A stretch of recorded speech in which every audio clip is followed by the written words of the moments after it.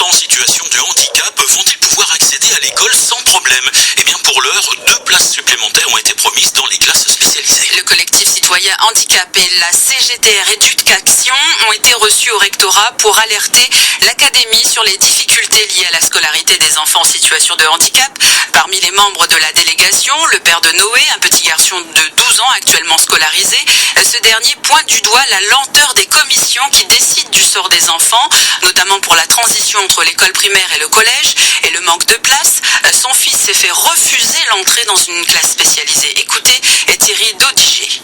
D'abord, d'avoir de la place pour nos enfants à la rentrée scolaire et de l'information au fur et à mesure que les difficultés se présentent pour l'administration. Là, c'est par exemple le passage entre la primaire et le collège. Là, effectivement, il y a une angoisse parce qu'on va attendre le mi-mai pour expliquer à nos enfants ce qu'on va faire d'eux. C'est très tard. Même si on comprend que l'académie a des difficultés d'avoir les chiffres avant, on ne peut pas préparer nos enfants 3 mois avant la rentrée. Un enfant autiste, ça se prépare doucement.